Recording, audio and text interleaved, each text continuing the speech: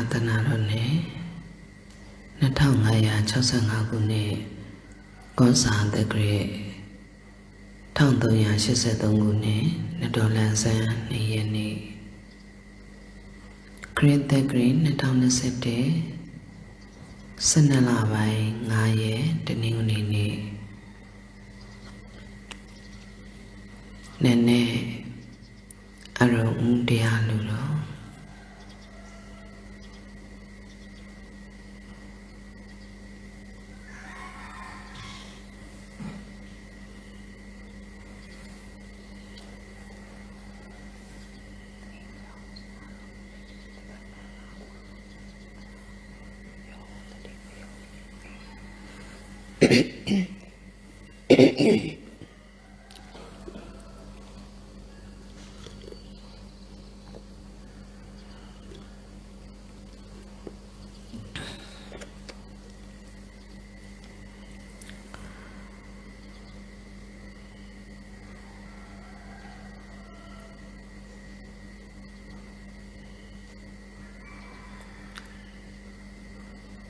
Timun Lakana de Chedai Matimu Mohane Amemati Ao Beta de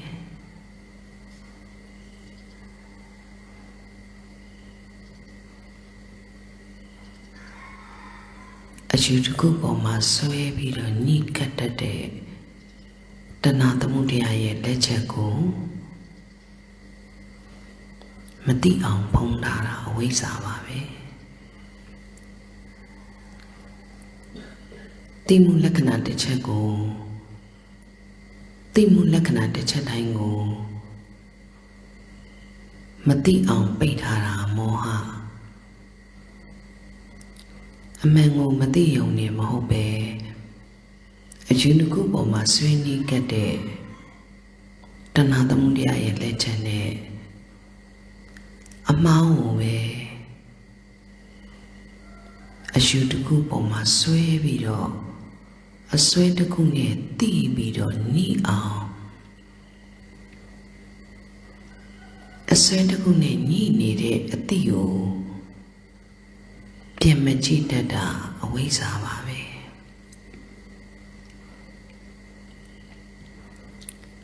Rajamlo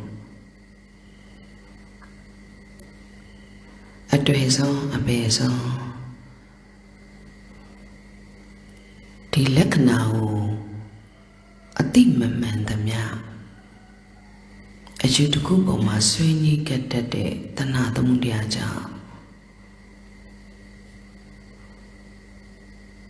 Adreson Abeson Asonabane A son out there say day, Pichaya Vare.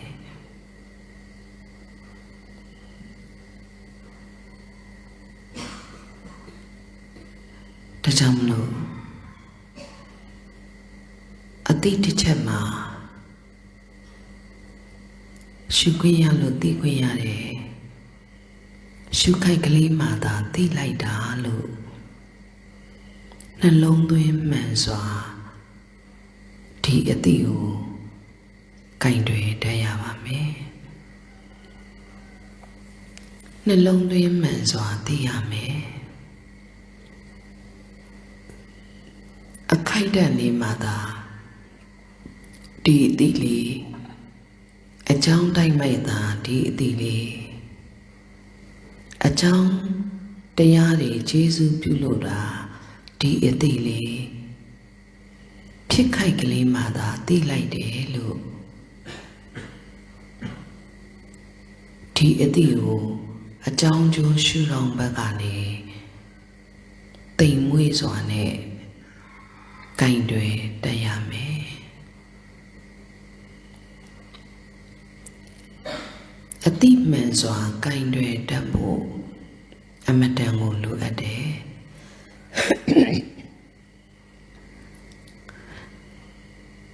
Mangazwa the Rita Mide Adi Natagua the Simon Mane Susu Sai Sai Swe Mie ဆွေမြဲစူးစိုက်ပြီးတော့အားထုတ်တတ်ဖို့အရေးကြီးပါတယ်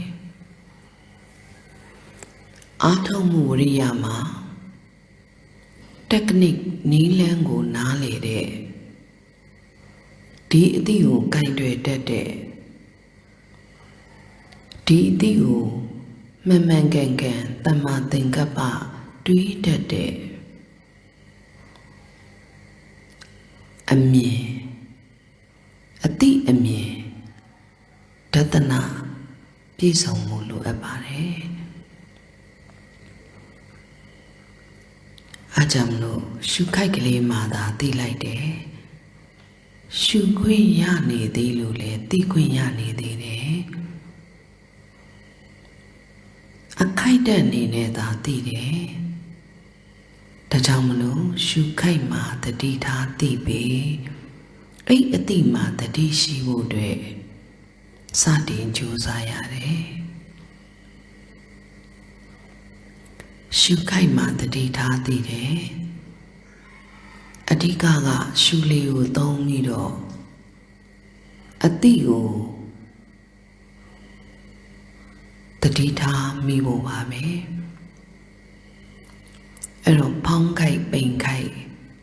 ဖောင်းနေပိန်နေငယ်တိတ်ပဲမှတ်မှတ်ရင်ကြိုက်ပဲမှတ်မှတ်နှာခေါင်းပဲမှတ်မှတ်ဝမ်းပိုက်ကိုပဲမှတ်မှတ်အဓိကကအဲ့တမတ်တိုင်းမှာတတိထားပြီးတော့တိတိပေးဖို့ပါပဲဝမ်းပိုက်ကိုမှတ်တာသည်ပြုတ်ပြင်လိုက်တဲ့တစ်ချက်တိုင်းတတိထားသိ၍အဲ့ဒီအတိမှာတတိဖြစ်ဖို့ဒီအတိမှာပဲခံစားသိတတ်တဲ့သဘောဝေဒနာတွဲပါတယ်လို့နားလည်ဖို့ရှင်ကြိုက်ပဲမှတ်မှတ်ဝမ်းပိုက်ပဲမှတ်မှတ်ငယ်တိတ်ပဲမှတ်မှတ်ရှုလေးတစ်ချက်နှာခေါင်းကိုပဲမှတ်မှတ်အဓိကသဘောတရားကိုနားလည်ဖို့အရေးကြီးပါတယ်ပြုပြင်လို့ကာယမှာပြုပြင်လို့ကာယမှာပြုပြင်ပေးနေတဲ့ဒီကာယကြီးကိုပြုပြင်ပေးနေတဲ့သင်္ခါရတရားကိုအာနာပါနလို့ခေါ်ပါတယ်ပြုပြင်ပေးနေတယ်ရှုလေးတစ်ချက်ပြုပြင်ပေးနေတယ်ရှုခိုက်ကလေးကိုတတိထားပြီးတော့သိတယ်အဲ့သိနေတဲ့အတိမှာတတိရှိဖို့ဝရိယစိုက်တယ်တတိနဲ့ဝရိယနဲ့ပေါင်းပြီးတော့အဲ့ဒီအတိကိုဝိတက်တင်နေပေါ့အဲ့အတိပုံမှာတတိဖြစ်ဖို့အတွက်တင်ပေးနေတယ်ပေါ့အဲ့ဒီအတိမှာခံစားသိတတ်တဲ့သဘောပါတယ်အဲ့ဒီခံစားမှုဝေဒနာဆိုတာဖတ်တာကြောင့်ဖြစ်တယ်ဖတ်တာဆိုတာအာယုံရဲ့အရာတာကိုကြိတ်ချေပေးလိုက်လို့ဆိုတော့ခံစားသိမှုဖြစ်လာပြီဆိုရင်အဲ့ဒီဝေဒနာကိုဖြစ်စေတဲ့အာယုံတစ်ခုတွဲပါတယ်လို့အဲ့ဒီအကြောင်းကျိုးကိုသိဆဲပြီးတော့ရှုရမယ်ရှုခိုက်မှသိတယ်တတိထားပြီးရှုလေထွက်လေပေါ့လေကိုရှုမှတ်တာမဟုတ်တဲ့အတွက်ဝင်လေကိုတော့တတိထားပြီးထွက်လေကိုတော့တတိမထားဘူးလားလို့မေးတတ်ပါတယ်အဓိကကရှုလေးတစ်ချက်ပဲဖြစ်ဖြစ်ဝင်သက်တစ်ချက်ပဲဖြစ်ဖြစ်ထွက်သက်တစ်ချက်ပဲဖြစ်ဖြစ်လေကိုမှတ်တာမဟုတ်ပဲနဲ့ Eri ati tichako the tikapi di itima Vedana Kansati Tate the Bobare Lu Nale Mu Mambo Wave Elo Paune Pineve Meme Pounsa de Chema the Titati baby Ay Atima Vedana Bare Lu Nale Bebo Wave Dikaga Nale Mu Todia Nale Mu Memo Babe The woman ma Moha Kong Yu Bame Eight the Wodia Manke on Makindre Day Masia di Mati Jari Lu Mati Jadawali Boma Mati de Ninkaili Mati de Anani Nankaili Masia di Bore A Dida Ayone Badalu Mati say Bore Po ang po binida Tinkara Masia di Pianida Tinya Tasoye Ati Tichema Vedana sa Tinya sa Saida Tinkaro Adi say that they bow me do. Do ye a John de Aruye? The tea lady bow me dora, the queen yana lu. Nelong to him men's on it. Di a tiu. Kind to a piame. Nelong to him men's on it, de vido. Di a tilio. De daily. Dui Biame Now to go a tea kind to any ama a kite and in either Tiquina Yara Shukaikali mother Tilaida Eddie Edima say ne say that they do a vido Bow mido Tiquin Yara Ay a tea to checo me on panai me so ye. Or di Atilia Minsia Ayong Rupayong Chasya Ayong Tatayong Ane Ayong Gandayong Satisya Ayong Ratayong Dui Tisya Ayong Padabayong Dui Tisya Ayong Damayong Eddie at the Chema Ayong Go Shumayame Gosara Ayong We better not Shumayare Ayong Gosara Ayong At the teacher go the dita meeting ampie Di at the teacher Piedaha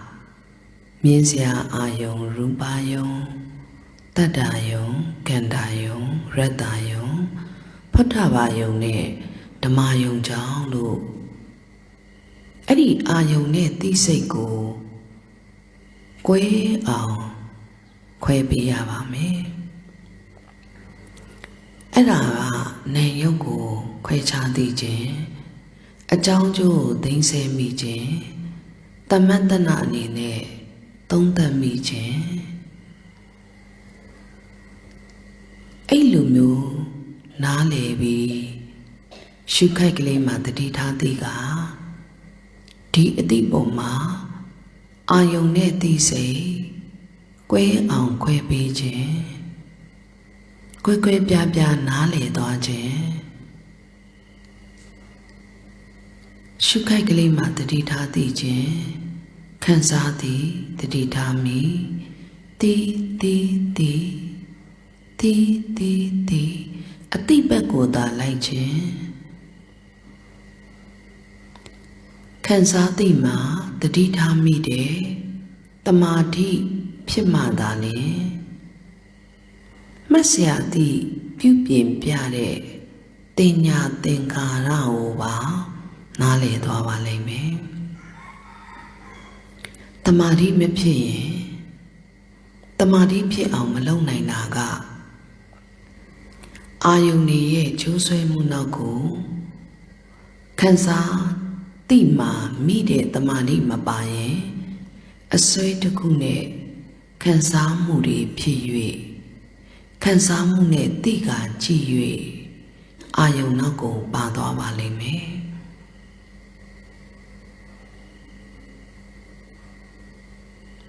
ဒါကြောင့်လို့ခံစားသိမှတတိထားမိတဲ့ဝေဒနာတမာတိဖြစ်ပြီးတီဆိုတဲ့အတိဘက်ကိုတတိကတတိပြီးတတိအဲ့အတိလေးတွေဒီအမှတ်ကလေးတွေတတိပြီးတတိတမတ်ပြီးတမတ်ပေါ်လိုက်ပြောက်လိုက်မဆရာတီလေးတွေပေါ်လိုက်ပြောက်လိုက်တတိပြီးတတိတမတ်ပြီးတမတ်မတူညီတဲ့အမှတ်တွေပြောင်းပြတယ်ပေါ်ပြောက်တယ်ပြောင်းပြီးတော့တာပြတယ်ပေါ်ပြီးတော့ပြောက်သွားတယ်လို့တတိပြီးတတိအဲ့အတိနောက်ကိုသဘောထားမှန်စွာကြည့်ကြည့်ရပါမယ်အဲ့တော့မှသာခံစားမှုနဲ့သိကကြည့်တတ်တဲ့ကံမျက်လုံးအစားဉာဏ်မျက်လုံးပွင့်ပါလိမ့်မယ်ဒီလက္ခဏာတွေကိုအာယုန်နဲ့စိတ်ကွဲအောင်ချိန်တိဟိတဲ့စိတ်လို့ပြောပြီးဆိုတာနဲ့ဝေဒနာပါတယ်တင်ညာပါတယ်သိဖို့အတွက် insight action အနေနဲ့ဖော်ပြနေတဲ့သင်္ခါရပါတယ်လို့ဒီအတိတလုံးလေးကိုနားလည်ပေးရပါမယ်မသိမှုတွေနဲ့ပဲသိနေခဲ့တာကြာခဲ့ပြီအဲ့အတွက်ကြောင့်မလို့ခံစားမှုတွေနဲ့သိကမြင်စရာအာယုံနောက်ကိုပါသွားအတန်နောက်ကိုပါသွားအနက်အရသာတွေးထိစရာအာယုံနောက်ကိုပါသွားတွေးသိစရာအတွေးနယ်တွေချဲ့ပြီးတော့ပြည့်လွင့်မှုတွေများနေခဲ့ပြီပြည့်လွင့်တတ်တဲ့ဥဒိစ္စနိဝရဏပိတ်လိုက်တဲ့အခါဒီအတိကိုမမိလိုက်တာများတယ်ပိတ်လိုက်တဲ့အကြောင်းတရားနဲ့အစွဲတစ်ခုနဲ့သာပေါင်းပါသွားခြင်းနဲ့အတွက်ပညာမဖြစ်ကြတာများတယ်ဒါကြောင့်မို့ပိတ်တာနေနဲ့ပေါင်းပြီးမပါသွားတော့ဘူးလို့အတိမှန်စွာဒီအတိလေးကိုကင်တွယ်တတ်ရတယ်တိမ်မွေ့စွာနဲ့ကင်မအမြင်မှန်လိမ့်မယ်သွားပြီးတော့စူးဆိုင်နဲ့အရမ်းပြီးတော့စိုက်တာလည်းမဟုတ်ဘူးလိုက်တာလည်းမဟုတ်ပဲအရင်ဆိုင်ပြီးတော့လိုက်နေတာမျိုးလည်းမဟုတ်ပဲရှုခိုက်ကလေးမှသာတတိထားသိပြီးခံစားသည်တတိထားမိတီမိအဲ့အတိလေးကိုပဲမိဖို့မတိစိတ်ပြနေတဲ့လက္ခဏာကိုကြည့်တတ်ဖို့အဲ့အတိလေးကိုမိဖို့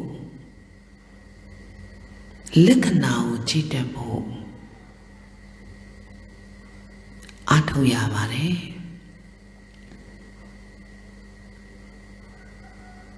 အဓိကကိုယ့်အတိကိုပြန်ကြည့်တတ်တဲ့တတိဖြစ်ဖို့လိုပါတယ်ဒီအတိလေးကိုပြန်ကြည့်တတ်တဲ့တတိ နောက်တစ်ခုကတိတိပေးနေတယ်အသိလေးတွေပြောင်းပြောင်းပြနေတယ်ဒီအသိမှာမှတ်စရာအသိလေးပါတယ်မှတ်သိစိတ်ပြတယ်အာယုံရဲ့သဘာဝသူ့ရဲ့ကိုယ်ပိုင်လက္ခဏာကိုပြတယ်ဒီပြတဲ့တင်ညာရဲ့သဘောကိုဖတ်တတ်ရင်သူ့ရဲ့သဘာဝကိုနားလည်ပါတယ်မဆရာဒီပြနေတဲ့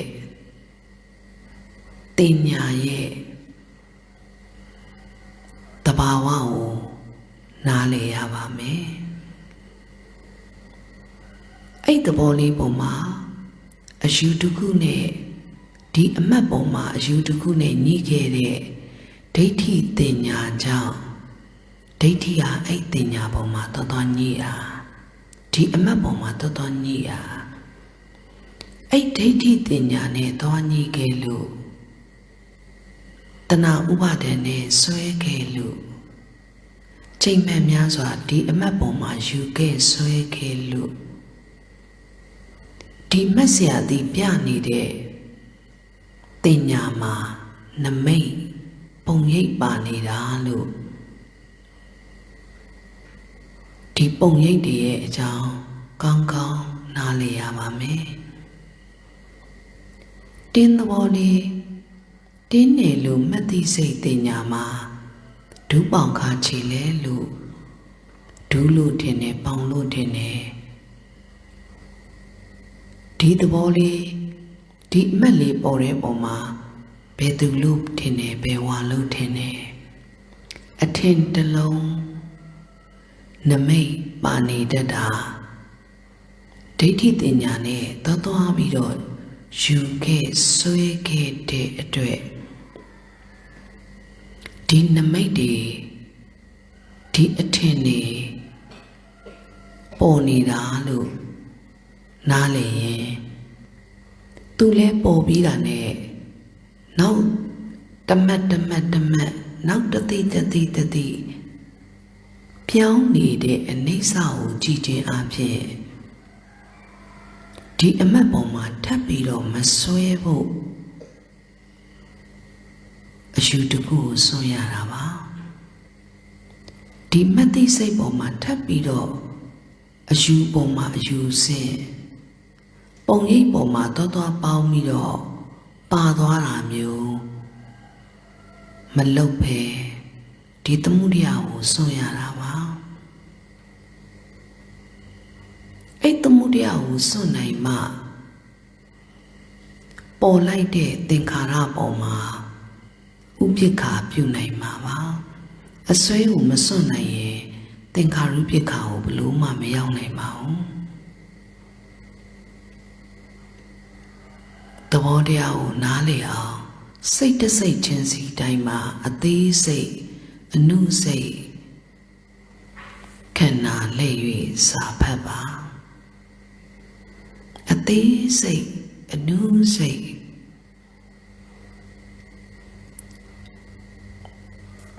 right understanding today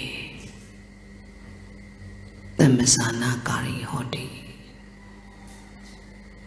right understanding today ဒီအတိတလုံးပေါ်မှာအသေးစိတ်အတိမြင်မှန်ခဲ့အောင်နားလည်အောင်လုပ်ပေးပါအယူတစ်ခုပေါ်မှာဆွေးနွေးခဲ့တဲ့အတိတ်ခန္ဓာအစဉ်တိမှုအစဉ်ပေါ်မှာမတိမှုမောဟပိတ်ပြီးတော့အယူတစ်ခုနဲ့ဆွေးနွေးခဲ့တဲ့တဏှာသမုဒယကြောင့်အတိတ်အကြောင်းသမုဒယကြောင့်ပြစ္ဆုတ်ပံအကျိုးဒီပုံရိပ်တွေပေါ်ပြီးတော့နှိမ့်ဆက်ခြင်းခံနေရတာပါနှိမ့်ဆက်ခြင်းခံနေရတဲ့သဘောဟာဒုက္ခအယူတစ်ခုနဲ့ဆွေးနွေးခဲ့တဲ့အကြောင်းတရားသည်သမုဒယကြောင့်ဖြစ်ရတဲ့ဒုက္ခအဲ့ဒီသဘောလေးကို နေတဲ့ အတိတစ်ချက်က မက်က ပေါ်သမျှ ပြောက် ဖြစ်သမျှ ချုပ် တဲ့ သဘော နားလည်ရင် နှီးရောတာပါပဲ နားမလည်ရင် ပေါ်သမျှ ပုံရိပ်တွေပေါ်မှာ အယူတစ်ခုနဲ့ ညှိက ပေါင်းပြီး စိတ်တစ်စိတ်ချင်းစီမှာ ပါသွားတတ်တဲ့အတွက် သမုဒယနဲ့ ချီနှောင်ပြီး ပါသွားတတ်တဲ့အတွက် နောက်ပေါ်လာမယ့် အတိမှာ ဒုက္ခကနေ ထွက်နိုင်မှာ မဟုတ်ပါဘူး ဒါကြောင့်မလို့ သမုဒယရဲ့ အကြောင်းကို သိမှသာလျှင် မဲ့ခင်လမ်းကြောင်းပေါ် ရောက်ပါလိမ့်မယ် သူ့အကြောင်း အယူတစ်ခုကိုမှ ဆွဲညှိကပ်ပြီးတော့ ဒီခန္ဓာ ၅ ပါး ခန္ဓာရဲ့ သဘောပေါ်မှာ အာသဝတွေ ယူစည်းတဲ့အတွက် ကာဟကာရက ဂေဟဆက်ပြီး ကာရက ပြုလုပ်တတ်တဲ့ လက်သည်တရားခံကို မသိတဲ့အတွက် မဲ့ခင်လမ်းကြောင်းပေါ် မတက်နိုင်ခဲ့တာပါပဲ ဒါကြောင့်မလို့ သမုဒယအကြောင်းကို မသိရင် မေဃအကြောင်း မေဃသစ္စာ ဟေတုအနဲ့ အရင်းမြစ်ကြတဲ့အချက် မဲ့ခင်လမ်းကြောင်းပေါ် တက်နိုင်မှာ မဟုတ်ပါဘူး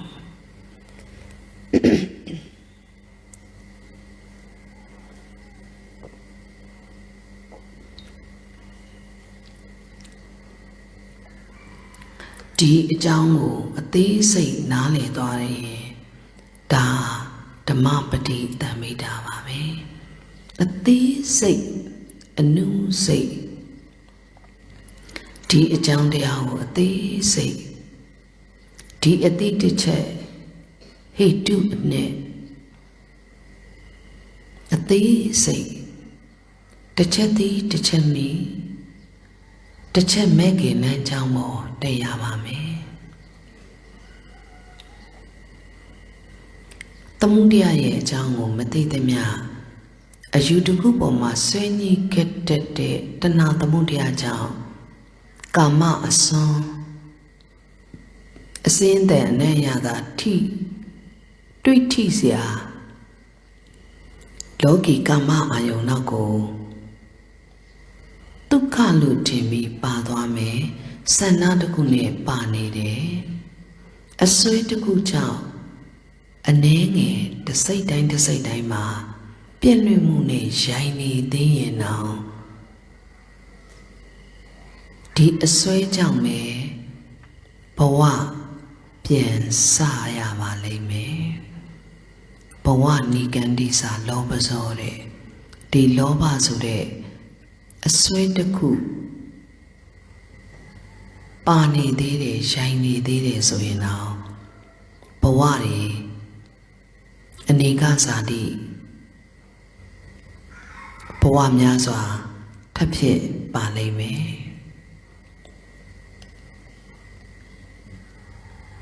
ဒါကြောင့်မလို့ အနည်းငယ်များ ဒီသိလိုက်တဲ့အသည့်တိုင်းကို ဘယ်နဲ့စိတ်လောက် ပြည့်နှွေပြီးတော့ ပါသွားသလဲ ရှုခိုက်ကလေးမှ တတိထားသိ၍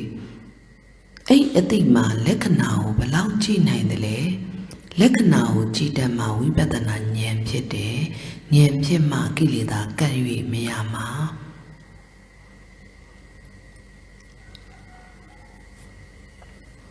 တေချာနားလည်အောင်လုပ်ပါ ပြစ္ဆုတ်ပန်နဲ့ တန်တရားအတွက် သာသနာအတွက် အမတန်ကို အရေးကြီးတဲ့အချက်က သစ္စာမြင်မှုပါပဲ ဘုရားရှင်ပွင့်လာတယ်ဆိုတာ သစ္စာမြင်မှုပါ သစ္စာတရားတွေပေါ်မှာ အသိမြင်မှန်မှုပါ သာသနာနဲ့ကြုံနေဆိုတာလေ သစ္စာတရားတွေသိမြင်မှုပါ အကောင်းဆုံးမွေးဖွားနိုင်ခြင်းဖြစ်ရပါမယ် မဲခင်လမ်းကြောင်းပေါ်မှာ တက်နိုင်တဲ့ ဟေတုအနဲ့ အရင်းမြစ်ကြတဲ့အချက် ဒီအသိလေးပေါ်မှာ ပ ပိုင်းခြားသိရမယ်ဒုက္ခသစ္စာကိုသိတယ်ပယ်တတ်ရမယ်ဒီမှတ်သိစိတ်ပြနေတဲ့လက္ခဏာမှာပယ်တတ်ရမယ်အယူတစ်ခုအစွဲတစ်ခုနမိတ်တစ်ခုပါနေတတ်တယ်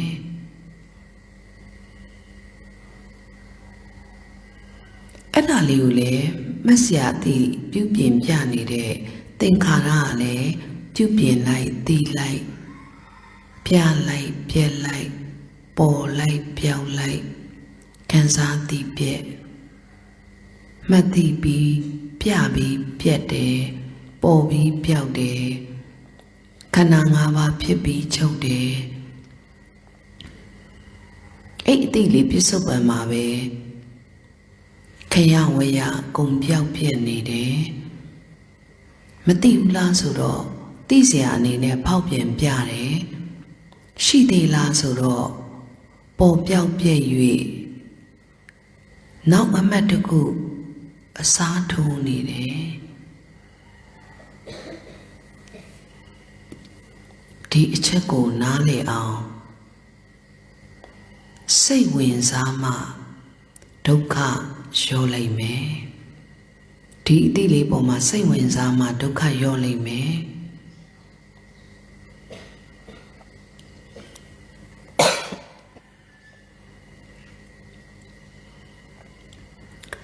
ဒုက္ခရော့နေပပျောက်စေတဲ့ဒီအလုပ်ကို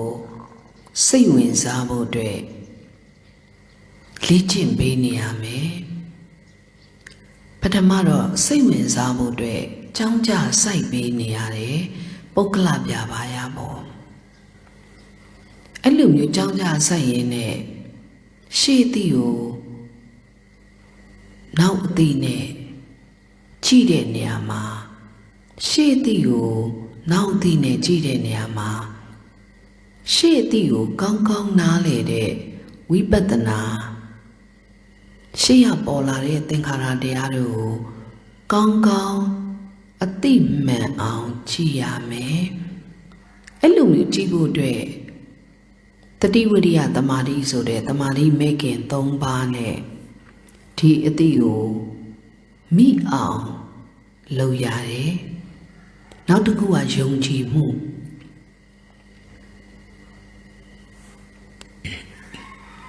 ဒီသစ္စာစိုက်တဲ့အသိအမြင်မှန်မှသာသစ္စာစိုက်တဲ့အသိအမြင်မှန်မှသာ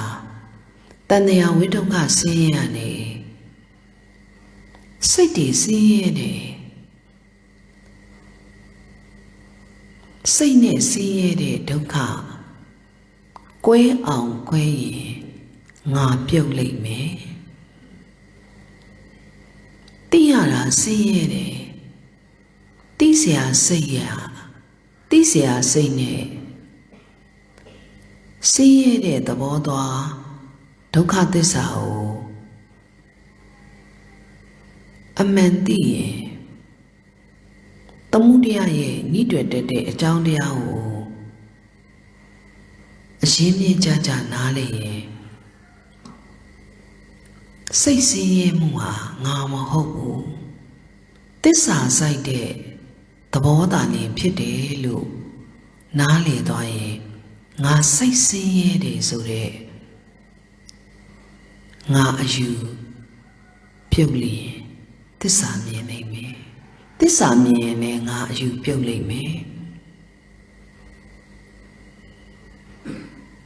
ငါနဲ့ဆင်းရဲတာကိုတော်တွေးပြီး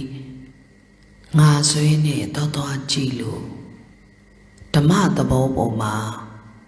အတိအမြင်မမှန်ကန်လို့ငါနဲ့တော်ညှိနေလို့ငါစိတ်ဆင်းရဲတယ်လို့အယူကြောင့်အယူငါကြောင့်ငါဆင်းရဲနေတယ်လို့ပင်ပန်းနေတာပါအမှန်တကယ်တော့သူ့ရဲ့သဘာဝလက္ခဏာပြ၍ပေါ်၍ပြောက်တယ်ဖြစ်ပြီးချုပ်တယ်မက်ဆရာသည့်လက္ခဏာတော့ပြတယ်အဲ့ဒီမက်သည့်စိတ်နမိတ်ပေါ်မှာ အယူတစ်ခုနဲ့ညှိပြီးပါသွားလို့ပါပဲရှုခိုက်ကလေးမှတတိထားသိတယ်ခံစားသိတယ်တတိထားမိတယ်အဲ့အသိလေးကိုပဲတိမ်တိမ်မွမွေမိလိုက်ပါတယ်တိပေးလိုက်တယ်ခံစားမှုနောက်ကိုမလိုက်တော့ပါဘူးတိပေးလိုက်တာပါတိပေးလိုက်တာပါတိကမြပါပဲမတ်စရာတိပြုပြင်ပြတယ်မတ်စရာတိလေးပြုပြင်ပြတယ်ပြတော့တိတယ်ပေါ်တော့တိတယ်တိပေးလိုက်ပါတယ်ပုံရိပ်နောက်ကိုပေါင်းပါမသွားတော့ဘူးတိပေးလိုက်တယ်အတိဘက်ကိုပဲလိုက်တယ်အမှတ်နောက်ကိုပုံရိပ်နောက်ကိုအယူတစ်ခုနဲ့ပေါင်းပါမသွားတော့ဘူးဒီအကြောင်းသမုဒယကိုပြစ္ဆုတ်ပံမှာပဲစွန့်တယ်လွတ်တယ်တိပေးလိုက်တယ်ခံစားသိတယ်တိပေးလိုက်တယ်မှတ်သိတယ်တိပေးလိုက်တယ်ပေါ်စေသိတယ်တိပေးလိုက်တယ်အမက်နောက်ကိုလိုက်မသွားနဲ့ခံစားမှုနောက်ကိုအစွဲတစ်ခုနဲ့ပါမသွားစေနဲ့တိပေးလိုက်တယ်တတိပြီးတတိအဲ့ဒီအမတ်တစ်ခုဆိုတဲ့မှတ်သိစိတ်ကလည်းတမတ်ပြီးတမတ်မှတ်သိသူ့ရဲ့တိုက်လာတဲ့သဘာဝသူ့ရဲ့ကိုယ်ပိုင်လက္ခဏာရှိတဲ့သဘာဝအဲ့ဒီအမတ်ကလေးပုံမှာနမိတ်ပုံရိပ်လေးတွေပါနေတာကိုလည်းတိပေးလိုက်တယ်ပုံရိပ်ပေါ်မှာအယူတစ်ခုနဲ့ပေါင်းပါမသွားအောင်အကြောင်းသမုဒယကိုစွန့်ရမယ်တိပေးလိုက်တယ်ဒုက္ခကိုပိုင်းခြားတိပေးလိုက်တယ်ပယ်ရမယ်သမုဒယကိုအယူတစ်ခုကိုစွန့်ပြီးတော့တိပေးလိုက်တယ်အဲ့ဒီအတိလေးပေါ်မှာတတိထားမိအောင်ပွားများနေလိုက်တယ်မသိဘူးဖြစ်သွားတတ်တယ်လာပိတ်တယ်လို့အဲ့အတိလေးပွင့်အောင်ပွားမယ်ပွားနိုင်ရင်လည်းပွင့်တယ်ပွင့်အောင်လည်းပွားမယ်ပိုင်းခြားသိမယ်တိပေးလိုက်မယ်ပယ်ရမယ့်သဘောကိုသိတယ်တိပေးလိုက်တယ်ပွားများနိုင်တဲ့အားလည်းရှိတယ်ပွင့်အောင်ပွားမယ်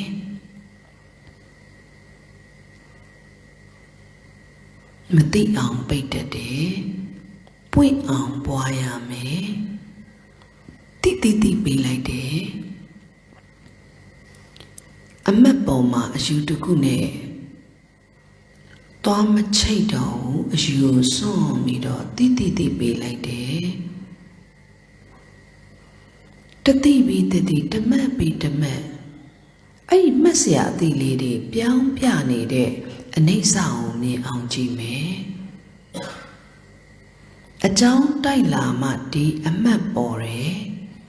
ငကိုအရှိမဟုတ်ဘူးလို့ငကိုအရှိမဟုတ်ဘူးပြစ္ဆုတ်ပံမှာတိုက်လို့သာပေါ်တဲ့အသည့်လို့ငကိုအရှိမဟုတ်ဘူးလို့နားလည်ပေးရမယ်တိပေးလိုက်တယ်အကြောင်းတိုက်လာမှဒီအမှတ်လေးပေါ်တယ်ငကိုအရှိမဟုတ်ဘူးတိပေးလိုက်တယ်ဒီမှတ်သိရှေ့တမတ်အသိနဲ့နောက်တမတ်အသိမတူညီတဲ့ပြောင်းလဲခြင်းကိုကြည့်တယ်တိပေးလိုက်တယ်တိပေးလိုက်တယ်ခံစားသိမှမိတယ်ဝေဒနာရဲ့ဖြစ်ကြောင်းကိုသိမ်းဆည်းပြီးသွားပြီအဲ့အတွက်ကြောင့်မလို့အကြောင်းကျိုးကိုပိုင်ရင်ဝီစီကိစ္စပြုတ်တယ်တိပေးလိုက်တယ် ấy ở tí bộ mà về su su sai sai nè đi ở tí em nhìn mấy gì đâu khắp chỉ lấy mẹ lu sung chỉ à mẹ bố đà lệ đi lên cha bê ghê đấy mấy kiện ship ba rồi để đi đâm lên trong ngủ cha bê đấy ấy đánh trên này để phơi xìa tàn cả lấy nhôm bia này ra xìa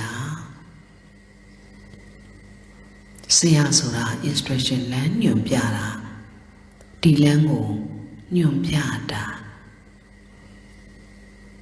đi lên trong ngủ sau tết bị mẹ lệ piên nhẹ tết piên nhẹ cái liu bia bị đó đi lên liu tí ao lên nhôm bị nị ra xìa để ai cái nông y chứ lên nhôm ngủ cô biểu ra đi lên ngủ tí bị mẹ piên nhẹ mà bị đây ye ná lệ mù lưới ye chung chi ra lưới ye lên ma tòa lệ mẹ anh chồng nó hi tu nè số ra mấy cái tết sai ye nè ở chú tu cú bộ mà xô mi đó thì ở tí bộ mà tí bì ye mấy cái lên trong bộ boa nì để tập bộ này nhà nì cả nè với cả nì thoa cả mẹ nè mấy bộ mà bao bà toa ye nó bà toa để đuổi ở đi nè mấy biển là lấy mẹ ta sử dụng với tàu mà lệ toa lấy mẹ đi với cả nì thoa mẹ tí bì lại để tiếp biển được tên cả ra bỏ lại để thì biết sâu bề mà mi toa ye ở đi bề đi ya nè tên cả ra ở số ya để Adipadiya ne phi Tinkara chung chin ko na le de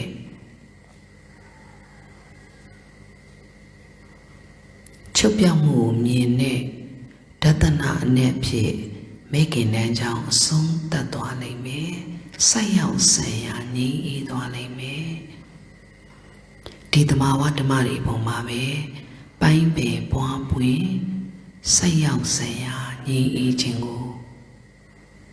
ရောက်စီရမယ်ကျွမ်းကျင်လာရင်ဒီအသည့်မှာပဲကိစ္စပြတ်တယ်မကြမ်းကျင်သေးရင်လေ့ကျင့်ရမယ်မကျွမ်းကျင်သေးရင်ကိစ္စဉာဏ်အဖြစ်လေ့ကျင့်ရမယ်ကိစ္စဉာဏ်အဖြစ်လေ့ကျင့်မှုတွေသစ္စာစိုက်တဲ့အသည့်ပုံမှာသစ္စာဉာဏ်ရှိထားရမယ်ဒီသစ္စာရှုထောင့်ဘက်ကကြည်တတ်မှုတွေဆရာသမားတွေရဲ့လက်ညှိုးမှုတရားရဂိုင်းလုံးအရေးကြီးရဲ့မိမိကိုယ်တိုင်ဟာဒီအသည့်ပေါ်မှာနှလုံးသွင်းတဲ့စွာမဲခင်လမ်းကြောင်းဖြောင်းစွာဟိတုအနဲ့အရှင်းမြင့်ကြတဲ့သဘောနေယာနိကနဲ့ဝိကနေထွက်တတ်တဲ့သဘောအဓိပတိယနဲ့သင်္ခါရကိုအစိုးရသွားတဲ့သဘောဒသနာနဲ့သင်္ခါရတရားတို့ရဲ့ချုပ်ပြောက်ခြင်းကိုအသိမြင်မှန်တဲ့သဘောမေဃသစ္စာမှာအနက်၄ချက်ရှိတယ်သူစင်နေသူကျွမ်းကျင်လာနိုင်မယ်ရှုခိုက်ကလေးမှတတိထားသေးတယ်ခံစားသိတတ်တဲ့သဘောမှတတိထားမိမယ်မတ်စရာသည်ပြတဲ့လက္ခဏာကိုကြည့်မယ်အဲ့အတိလေးကိုသိတယ်မိတယ်ကြည့်မယ်သိတယ်မိတယ်ကြည့်မယ်သိတယ်မိတယ်ကြည့်မယ်နောက်ဆုံးအဲ့အတိလေးတွေပြစ္ဆုတ်ပံမှာပဲချုပ်သွားတဲ့ချုပ်ပြောင်းမှုကိုမြင်သည်ထိကြိုးစားရမယ်တေချာဝိတ္တတင်တာအတိတလုံးပေါ်မှာ uplift လုပ်တာ ရှိုင်မသွားစေနဲ့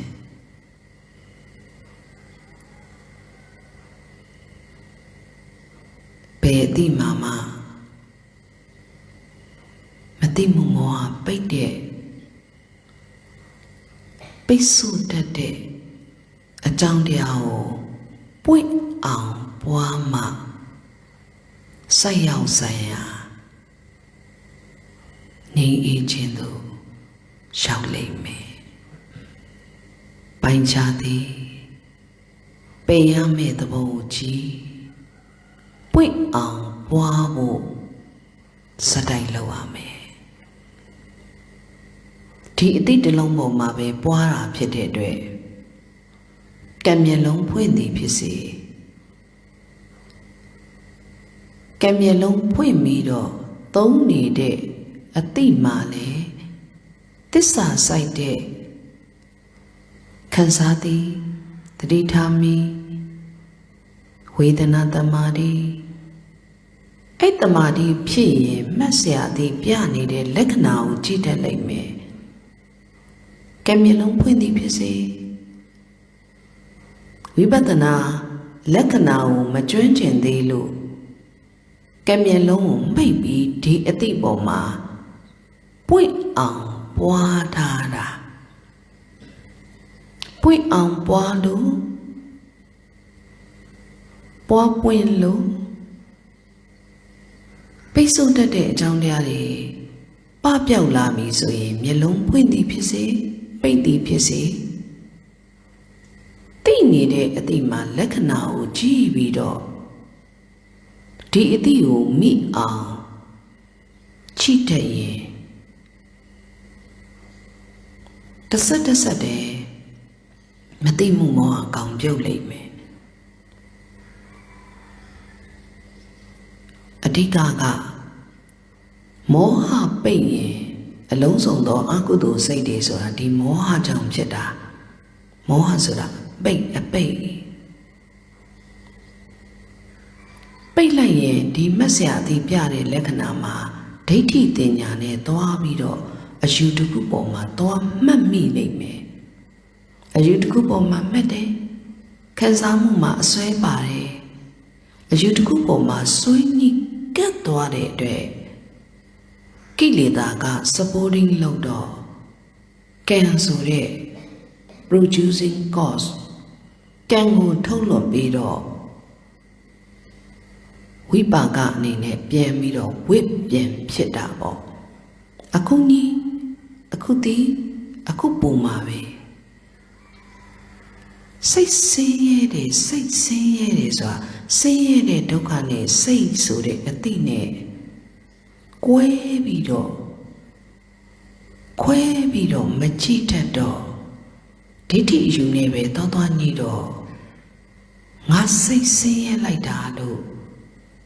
ငါကြောင့်ငါဆိုတဲ့အယူကြောင့်အတိမမှန်လို့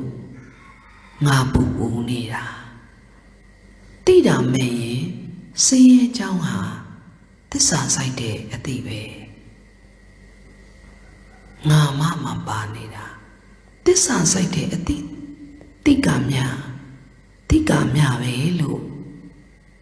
ငါပြုတ်အောင်ခွာတတ်ရမယ်ငါသူအယူပြုတ်အောင်ဒိဋ္ဌိကိုဖြုတ်တတ်ရတယ်သစ္စာဆိုင်တဲ့အတိမြင်မှန်မှငါသူအယူဆိုတဲ့အယူအစွဲတစ်ခုပြုတ်လာလိမ့်မယ်ပြုတ်လာရင်ပေါ်လိမ့်မယ်ကိုယ်သာနာတွေစိတ်မနှောင်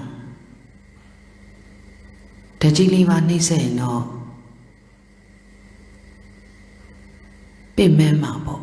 ဒါတဘာဝဒုက္ခတော့ပဲရှောင်လို့ရမယ်အဲ့တဘာဝဒုက္ခအပြင်အယူတစ်ခုအစွဲတစ်ခုဆိုတဲ့အာတဝဒုက္ခနှိမ့်ဆက်လို့ငါဆင်းရဲတယ်ဆိုပြီးတော့အတန်ထွက်နေတာဟာနှလုံးသွင်းမှုမှားလိုက်တဲ့တစ်ချက်ကြောင့်နှလုံးသွင်းမှုမှားလိုက်တဲ့တစ်ချက်ကြောင့်အတန်ထွက်မိတဲ့ကဲ့သို့ဖြစ်တာပါလားလို့ဟ ဟိဒီဩတ္တပနဲ့ရှက်ချင်းကြောက်ချင်းနဲ့ထိမ့်တဲ့ရင်ကံအမှုတွေလွန်ကျူးစရာအကြောင်းမရှိတော့အဲ့ဒါကိုသီလလို့ပြောတာဒီသီလဖြစ်ဖို့အတွက်ဟိဒီဩတ္တပအခြေခံတယ်အဲ့ဒါကြောင့်လုံးဝအတန်မထွက်စေနဲ့လို့ပြောတာအတန်ထွက်မိညံ့ရကြတယ်နှလုံးသွင်းမှားရကြတယ်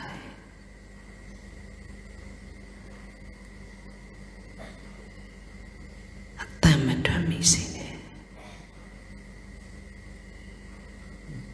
အယူတခုနဲ့သွားယူမိလို့ငါရောင်ရောင်ထင်နေသေးလို့ငါစိတ်ပင်ပန်းလိုက်တာလို့စိတ်ကိုငါလှုပ်လိုက်တဲ့ဒီအတိကိုငါတို့လှုပ်လိုက်တဲ့အယူမတစ်ချက်ကြောင့်ငါပင်ပန်းလိုက်တာလို့အဲ့ဒီအယူမကြောင့်ဆင်းရဲမှုပေါ်နေတာကိုယ်တိုင်ဆင်းရဲနေတာမျိုးမဟုတ်ဘူးနော်ကိုယ်တိုင်ပဲဆင်းရဲတဲ့အပြင်ကိုယ့်ရဲ့ပတ်ဝန်းကျင်ကိုပါဒီအသည့်ကိုမသိရသေးတဲ့ပတ်ဝန်းကျင်အတွက်ပါဒီအသည့်ကိုဘလို့ကင်တွယ်ရမှန်းမသိဘူးသိပေမဲ့လည်းမကင်တွယ်တတ်သေးတဲ့ပါရမီနုနေတဲ့သူတွေပေါ်မှာပါကူးဆဲပြီးတော့အတိအမြင်နေမှားပြီးတော့ကိုလုံးရမယ့်အလုပ်ကိုမလုပ်ဘဲနဲ့မယောင်ရနေစီလူပြီးတော့အချိန်ကြီးဆွဲပြီးတော့မိခင်လမ်းကြောင်းကလွဲရင်တန်တရားနဲ့ချီပြီးနစ်နာသွားလိမ့်မယ်အတိတစ်ချက်တိုင်းမှာကျင်တော့တိတော့တိတယ်မောဟပိတ်ပြီးတမုန်တရားနဲ့ချိတ်ပြီးအမားတွေသိနေတာအယူတခုဆွေးတခုနဲ့ပဲသိနေတာရှုခွင့်ရလို့သိနေတဲ့အသိဟာရှုခွင့်ရလို့သိနေတဲ့အသိလေးပေါ်မှာသစ္စာအမြင်ရှုထောင့်ဘက်ကအသိအမြင်မှန်ဖို့ဒုက္ခချုပ်နေရအောင်စံဖို့ကြိုးစားတဲ့နဲ့တတ္တဝါနန္ဒာကိုကိုစားပြုပြီးဒီအတိပေါ်မှာကြိုးစားရင်းနဲ့ဒီအတိပေါ်မှာသိအောင်မိအောင်ကြိုးစားရင်းနဲ့ဒီအတိပေါ်မှာသိအောင်မိအောင်ကြိုးစားရင်းနဲ့တတိပြီးတတိတတိပြီးတတိပြောင်းလဲနေတဲ့အနေစာကိုမြင်ရင်းနဲ့ဒီအတိဟာအကြောင်းတိုင်းမှာပေါ်လိုက်တဲ့အတိအတိတ်ခန္ဓာလေးတွေကလည်းဖြစ်ပြီးချုပ်ခဲ့လို့အတိတ်ခန္ဓာကလည်းမရှိအနာဂတ်ခန္ဓာလည်းမတိုက်သေးလို့မရှိပြစ္ဆုတ်ပံခန္ဓာလည်းပေါ်ပြီးချုပ်လို့မရှိလို့ကာလ၃ပါးကလွန်မြောက်တဲ့အတိအမြင်ဖြစ်ရင်နိဗ္ဗာန်ဝင်လိမ့်မယ်ပေါ့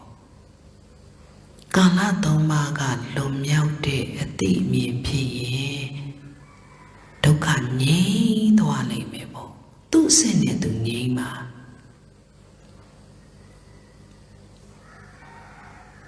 သူ့အစစ်နဲ့သူဆိုတာသောတာပန်သက္ကရာငံတွေကိုပြောနေတာမျိုးမဟုတ်ဘူးနော်စိတ်ပင်မဲ့ရတဲ့သဘောလေးတွေကာလ၃ပါးကလွန်မြောက်တဲ့အသိအမြင်ဖြစ်ရင်အကုပ္ပမေစီတောဝိမု ക്തി တဲ့ဒီစိတ်ရဲ့အနောင်ပွဲကနေဝိမု ക്തി လွတ်မြောက်တဲ့အသိတဲ့ပြောရမယ်ဆိုရင်ဒီအသိအစွဲတစ်ခုနဲ့သိနေတဲ့အသိဟာကိုယ်ဘလို့မှစိတ်ပင်ပန်းအောင်လာလုပ်လို့မရတော့ဘူးလို့ပြောတာ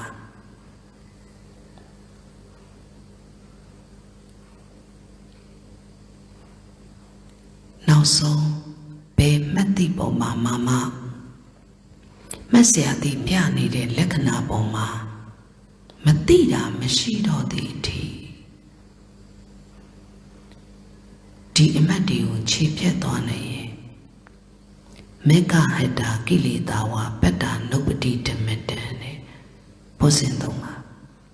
အရဟတမနဲ့ပါဖြတ်နိုင်သည့်အထိတဲ့ကိလေသာဝပတ္တာနုပ္ပတိဓမ္မတံဒါကြောင့်မလို့ဒီအသိတစ်ချက်တိုင်းဟာဘလောက်တန်တရားကိုရောက်စေတာလေတန်တရားကိုလေလန်းလေစေတာလေဒီအသိမှားလို့စိတ်ကိုလွတ်တာဆင်းရဲပွားဘာလို့လွတ်တာလဲဆိုတော့ဒီစိတ်ကြောင့်ဒီအသိကြောင့်သစ္စာဉာဏ်စိုက်တဲ့ဘဝသစ္စာမရှိလို့ဘာလို့ဘဝသစ္စာမရှိရလဲဆိုတော့ကြားအောင်သင်ပေးမဲ့သူတွေကြားသိအောင်သစ္စာစိုက်တဲ့အသိအမြင်နဲ့ကြားသိအောင်သင်ပေးတာတွေမကြားဘူးလို့ပေါ့တေချာလောက်နော်မကြစေနဲ့ခေါင်းမကြသွားစေနဲ့မိမ့်ပြီးတော့ပါသွားတတ်တယ်နော်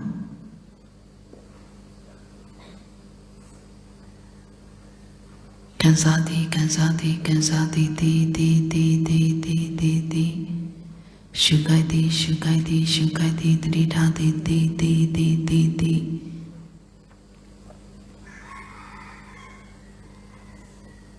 ကိလေသာဆွဲချပြီးတော့နိဝရဏတွေပိတ်ပြီးတော့ပိတ်တာလေးနဲ့ပေါင်းပြီးတော့ပါသွားလိမ့်မယ်နော်ပိတ်တာလေးနဲ့ပေါင်းပြီးပါသွားလိမ့်မယ်နော်အဲ့ဒါကြောင့်မို့ဇန်လူတွေဆိုတာလေပိတ်တာလေးနဲ့ပေါင်းပြီးမပါတော့ဒီအသိပေါ်မှာစူးစူးဆိုင်ဆိုင်ဆွဆွဲမြဲမြဲနဲ့ဒီစိတ်တလုံးကိုပိတ်တာလေးနဲ့ပေါင်းပြီးမပါတော့အောင်ဝိတက်ဝိဇာရပိတိဒုက္ခဧကကရာဒီအသိကိုမိအောင်လို့ထောက်သွားတာဇန်လို့ပြောတာဇန်ဆိုတာနိဝရဏကိုရှင်းတဲ့လက်နဲ့ပဲမဲခင်လမ်းကြောင်းပေါ်တက်ဖို့အတွက်ပိတ်တာတွေကိုရှင်းတဲ့ဒီဇန်ရဲ့အောင်းမှာမသုံးတတ်ရင်လက္ခဏာကိုမြင်တဲ့ဝိပဿနာဉာဏ်ကစွမ်းအားမကြီးဘူး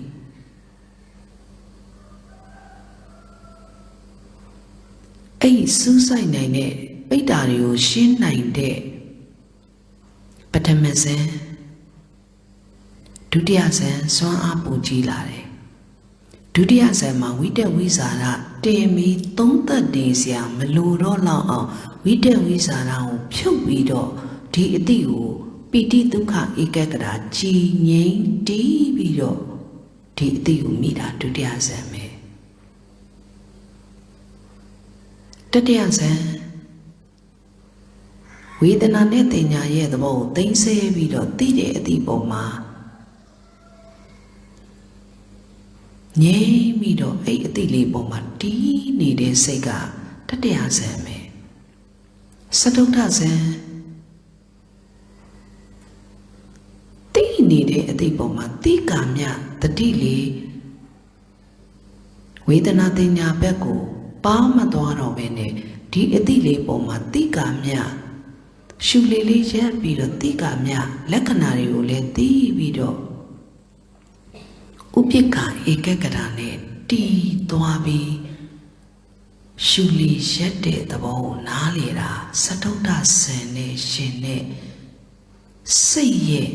quality ပဲအဲ့လိုမျိုးဇန်မပါရင်မေဃသစ္စာကိုသွားတဲ့အခါမှာလက္ခဏာကိုမနိုင်ဘူး analyze လုပ်မနိုင်ဘူးဇန်ကပိတ်တာတွေကိုရှင်းပေးထားတာရှင်းပေးထားတဲ့ပထမဇန်နဲ့ရှင်တဲ့သမာဓိဒုတိယဇန်တတိယစတုတ္ထဇန်ဆိုတာပိတ်တာတွေကိုရှင်းတာ Adua Wibetana Daya Dwara. Say ye the Bodawa Namale. Pisu Tede Niwanana Jang de Ario Namale de Wulu. Damao Damanu Betana Mapain de Wulu. Gokcha Swelu Yare.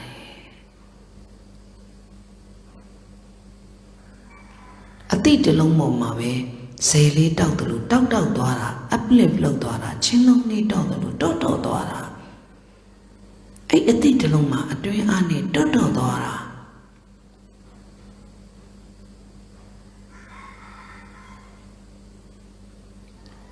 Shuli the chair, shukai. Stamina, that long gown on low, down, yo, talk dwara.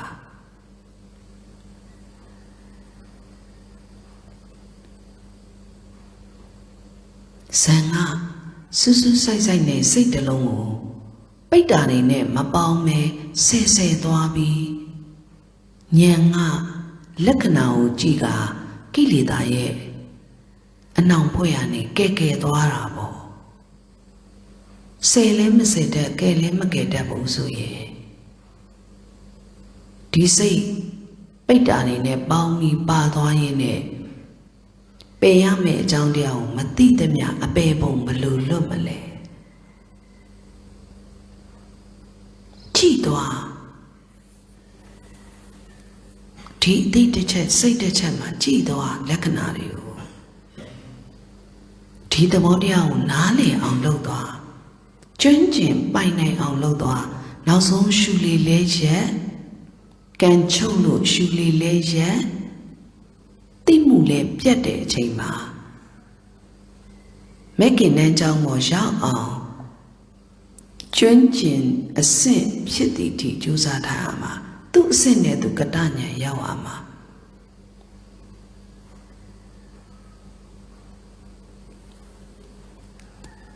By name on Loda Now be don't go yet Bangwin to see the Natabi. Di iti ne go ye bangwin jing jima.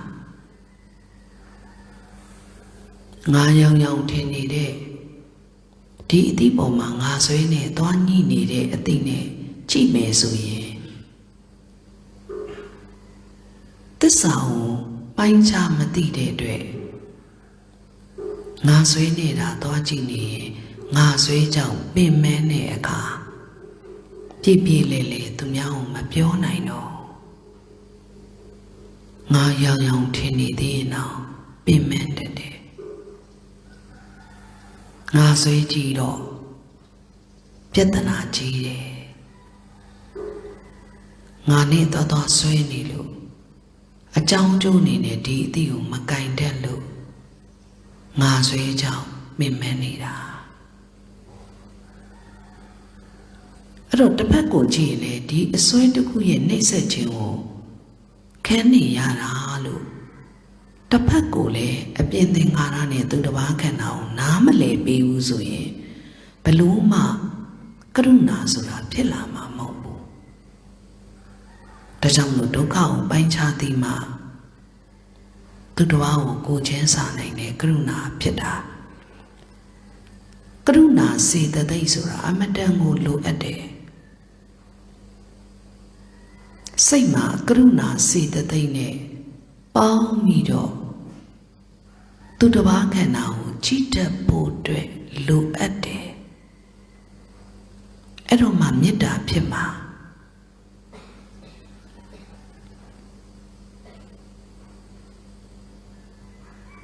To the Lewanda, Golewanda, to Lewanda, Goleshu Miare. Mudida Yaudi tea. Nga suyu Nga yang tini de a suyu pyo bido Karuna ne mudida ne Bao san nine de Saita Pima Mimyeda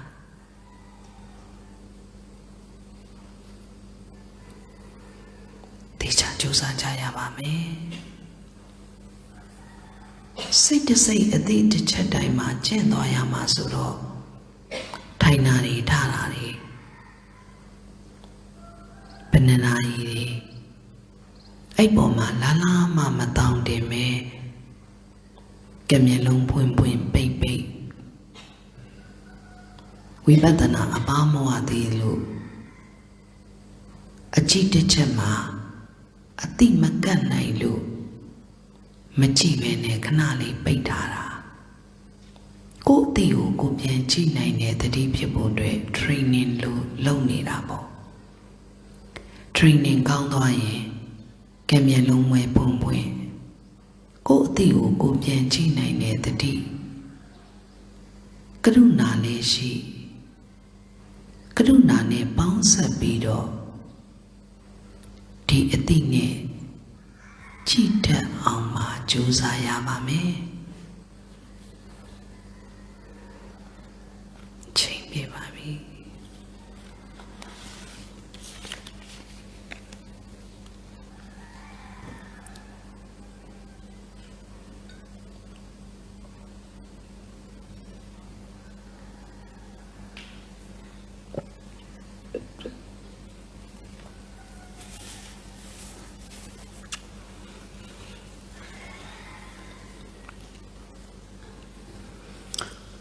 ဒီနေ့လာစဉ်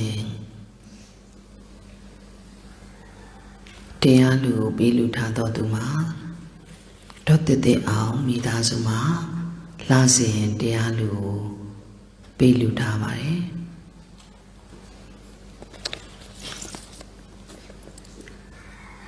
ဦးလာရီတော်ရှုရီတို့အားဘိုးဘွားမိဘများမူထား၍ဆရာလေးစေဝိတညာနီဤ22နှစ်မြောက်ငွေနေမြတ်ဒါနာဖြင့်စွမ်းမတေတပင်အလှနှင့်ခဏကုရီတိုက်တွင်လက်စစ်မီအလင်းရောင်အလှတော်ငွေကျပ်3သိန်းခွဲဆွမ်းလွတ်လူတန်းပေးထားပါတယ်ဒေါ်နန်းမျိုးမျိုးခင်ဆရာလေးတထကစာရီအားမူထား၍နှင်းနုတွေကောင်းမှုတောင်ကြီးမှပတ်စုံလူဆွမ်းလွတ်လူတန်းထားပါတယ်ဆရာလေးတထကစာရီယာမူထား၍ဥဆန်ရွှေလှဤဟုံးမလင်းမြို့မှကောင်းမှုကုသိုလ်ဖြင့်စတင်ကြောက်ပြားစတဲ့ချက်ဆွမ်းလွတ်လူတန်းပေးထားပါတယ်တဏိတာစွမ်းအာရဒါနအလူဖြင့်ဥအောင်ချို့သူဒေါ်ဝိရီကိုသားလေးဖုံးမြတ်စီသူ event ဤနှစ်ပြည့်မွေးနေ့မြတ်ဒါနလူတန်းထားပါတယ်ကွယ်လွန်သူဖခင်ကြီးဦးအောင်မြတ်အားရည်စူ၍မိခင်ဆရာကြီးဒေါ်သီတာထွန်းဆရာလေးသောနာထေရီယာမူထားကမောင်တီယာထွန်းသားလေး42နှစ်ပြောက်ငွေနေ့မြတ်ဌာနဓမ္မပူဇာဆွမ်းတော်လူတန်းပေးထားပါတယ်ကွယ်လွန်သူဖခင်ကြီးဦးမြင့်ဝင်းအားရည်စူ၍ကိုရန်ပိုင်စိုးမအီတုံမိသားစုလှိုင်မြို့နယ်မှာနေစံကိုအာယုံပြု၍အာဟာရဒါနပူပေါင်းပါဝင်ကူညီထားပါတယ်ဆရာလေးဥတ္တမထေရီကောင်းမှုစတင်ကြအလူဥသိန်းထေတော်နယ်မိသားစုစတင်ကြောက်ပြလူဥတောင်းထိုက်ဥတော်ယူအောင်သားမြမင်းကန်စတင်ကြောက်ပြလူဥတောင်းညွန်မိသားစုစတင်ကြောက်ပြလူတန်းလာပါတယ်ငွေနေရှင်ကိုကြောင်းပြုမိပါရမီရှင်များပေါင်းစု၍ကောင်းမှုကုသိုလ်တွေကိုမျှဝေကုသိုလ်ပြုပြီးမဲခင်တဲ့ကြောင်းစလေဆုံးဖြောင့်တန်းစွာဖြင့်အတိညာနှင့်ရှင်သောသစ္စာသိမြင်သောအတိအမြင်များမွေးဖွား၍ဒုက္ခခတ်သိမ်းချုပ်ပြောင်ငြိမ်းရာသို့ဆက်ရောက်ဆံဝင်ငြိမ်းအေးပါစေကြောင်းအထူးမေတ္တာဆုတောင်းပို့သပေးလိုက်ပါတယ်မနေ့တုန်းကကြာရောက်ခဲ့တဲ့တာလီပူပူဖုံးလဲရ၏ကောင်းမှုကုသိုလ်မိဆိုင်အလူရှင်ကြောင့်ကြတောင်းတခင်တန်တရားအေးတဆောင်အလူရှင်ဖြစ်တဲ့တာလီပူပူဖုံးလဲရ Tanya Ki Dijau Toyame Chitalandai Ati Dichadaima Matimu Moha Nidwemu Ajang the Mudiadio Sumi Among Quimi Elea Sanga Ayung Kaunya Neda Bouncing Yabazi Jang Sudamita Buddha Bibai Ponten Drena Kisami Demen Drena Kisami Tangan Drena Kisami Buddha Guna Nendo Dhamma Guna Nendo Tanga Guna Nendo Mata Bidu Guna Nendo Asriya Guna Nendo Nendo Nenda Ngavarugo Yote Mienu Leso Moye Shiko Grova Ishimya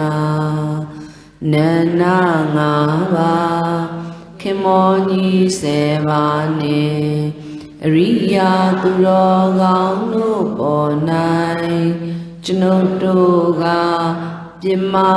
Kemido Kayakamu Wasikamu Monokamu Logo Dhamma Vicha Krova Ishimya Tông se đẹp bông trên lê cha cùng đó lưu nếp yếm ma tất đòa á lô chém ma cha ba di chém đá cha ba di bí nhiên khẽ tế ký nhanh cha ba di số yên khẽ tế ký nhanh cha ba di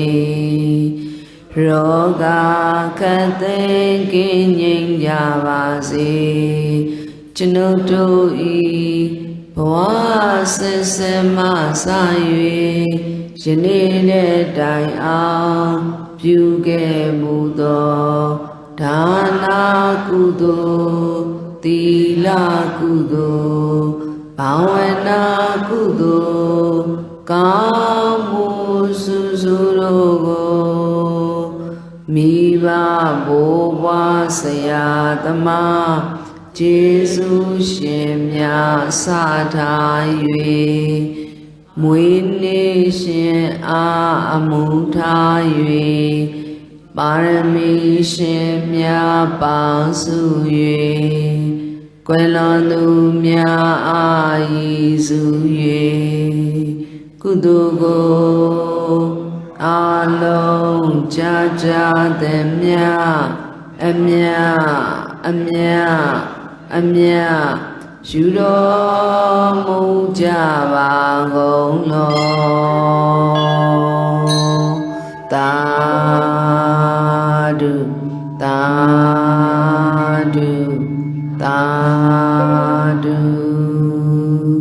Kudo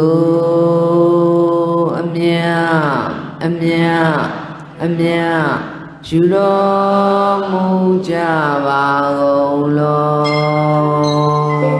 Tadu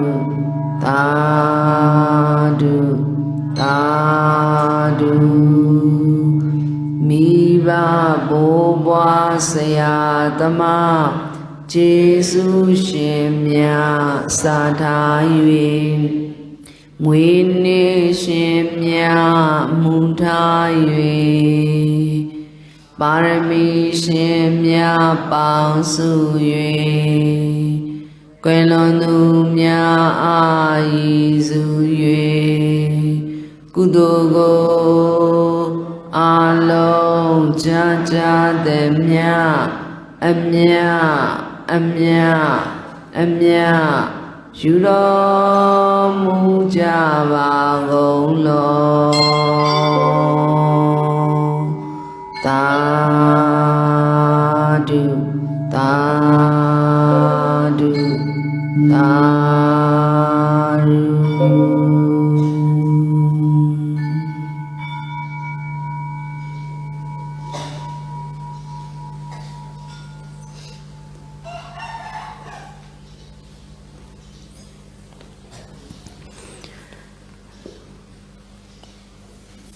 ဖြစ်မနေတရားတက်ဖို့ကြိုးစားပါ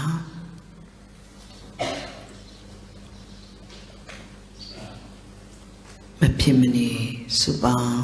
ဝိယဝဆကောင်းမှုကုသိုလ်ပြုတဲ့အချိန်မှာပြုနေရတဲ့သူမှလွယ်လို့ဝိယဝဆကောင်းမှုကုသိုလ်ပြုနေတဲ့သူတွေရောမနေ့အာယုံတစ်ချိန်ညတစ်ချိန်တည်းမိစမိုင်းရှိသည်ဖြစ်စေမရှိသည်ဖြစ်စေတက်သည်ဖြစ်စေမတက်သည်ဖြစ်စေစုပေါင်းပြီးတရားအနေနဲ့ပူဇော်ရမယ့်အချိန်ဖြစ်ပါတယ်။တနေ့တာစားကြွေးမတင်ရအောင်သာသနာကိုအာရုံပြုပြီးဆွလွတ်လူတန်းကြတဲ့စွန့်သင်္ကန်းကြောင်းစီလူတန်းကြတဲ့လူရှင်များကိုကျေးဇူးဆက်တော်သောအားဖြင့်ဗုဒ္ဓကိုကျေးဇူးဆက်တော်အားဖြင့်အားထုတ်ရမှာဖြစ်ပါတယ်။အမိမတက်တဲ့ချိန်ဆိုရင်ပျောက်ကြတာများပါတယ်အဲ့ဒါကိုယ်သိစိတ်တဲ့ကိုအလုံးလုံးကြဖို့အရေးကြီးပါတယ်အတိပေးတိုက်တွန်းပါတယ်တေချာပေါင်းစုပြီးတော့အားထုတ်ကြဖို့